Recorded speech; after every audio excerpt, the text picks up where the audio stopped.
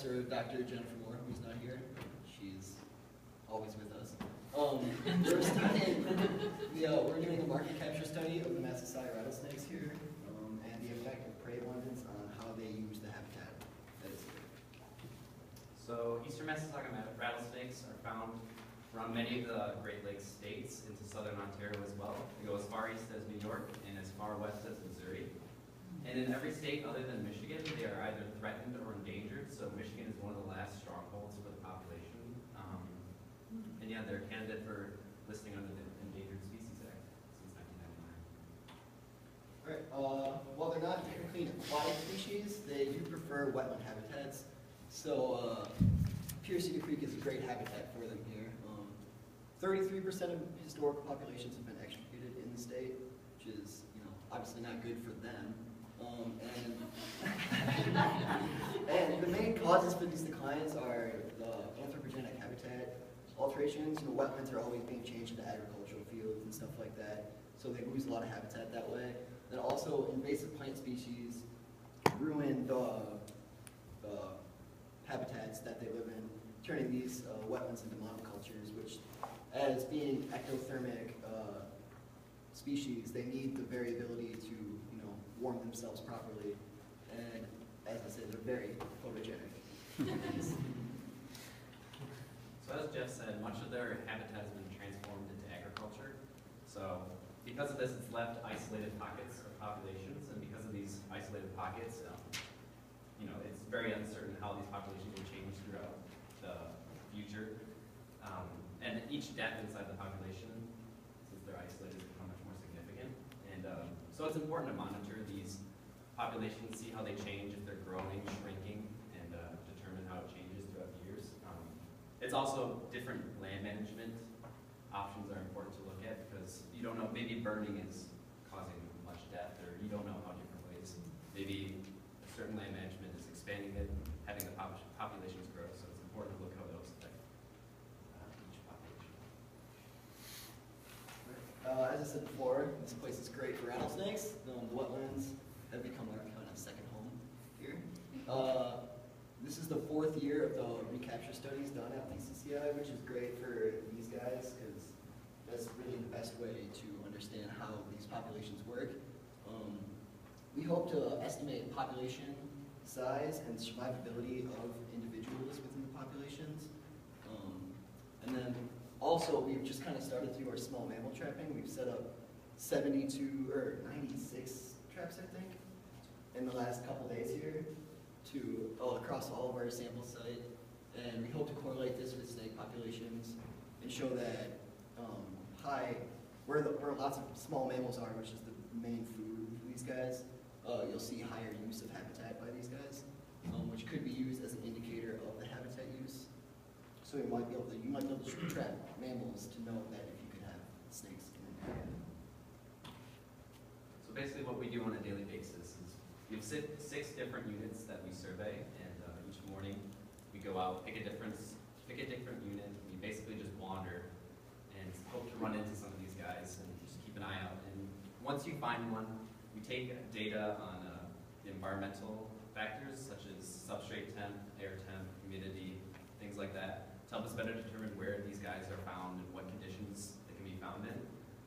Once we find them, call Jeff over, he calls me, and we get our buckets out and we take a pillowcase, put them in the pillowcase, leave them in the bucket, and we will take them back to the lab. And at the lab, where we see if they've been recaptured by scanning for PID tags, or if their initial capture, we'll put in a PID tag. We also take snout to vent length, we take blood samples, all sorts of stuff like that, and take photos to identify them, all sorts of good stuff like that. And this data will help us estimate population. We're using the statistical program MARC to do that. So far we got 39 snakes. Super awesome. We're at about halfway from what they got last year, so I'd say that we're right about on track with our project. We've actually found a lot of recaptures and about the same of males to females, which is really, really good for our statistics. Last year they found mostly females, which really messed up the statistics for them. So this is awesome that we're getting both sexes here. Should make our statistics work very well. And as Jeff said, we're also doing small mammal trapping. The past 2 days, we set out 92 traps, 76 of them we set out yesterday, so it was a long day.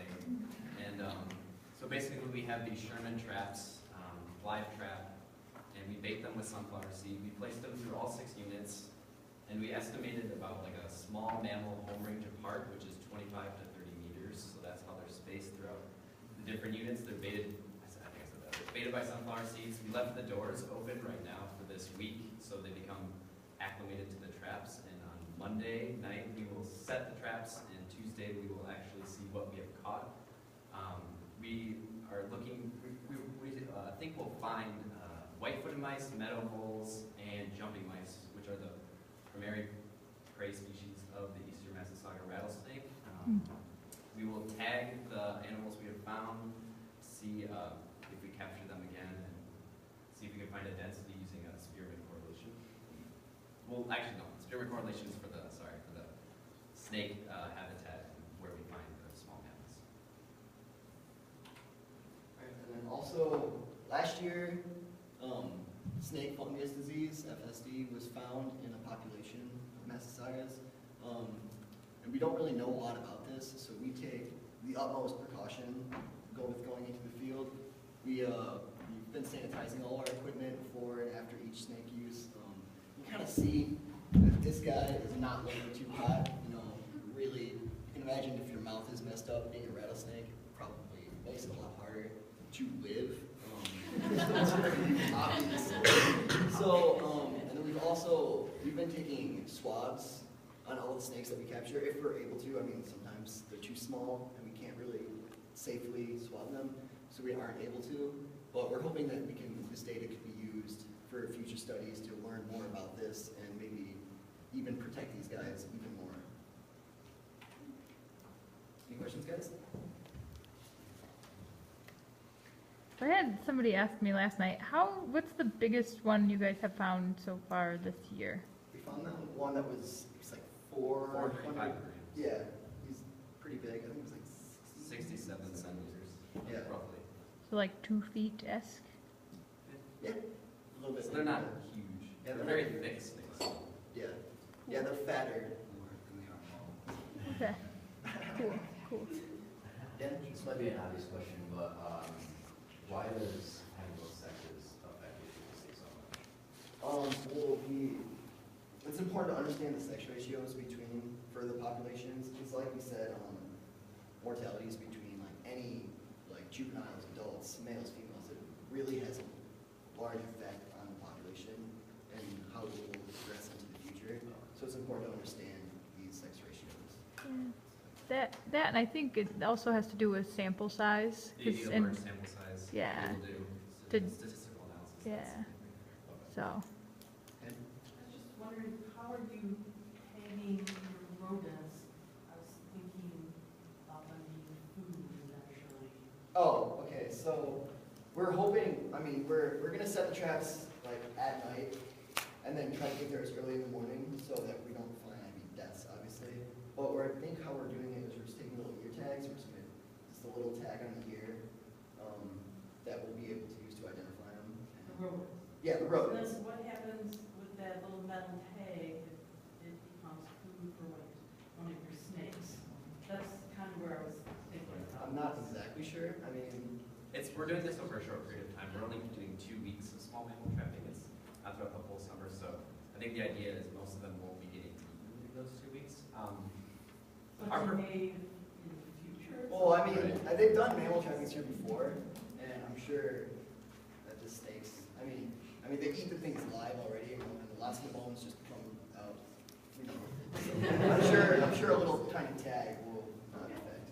That's all, just Yeah. curious on how you thought that might work. Yeah, I've not actually thought of that. Yeah.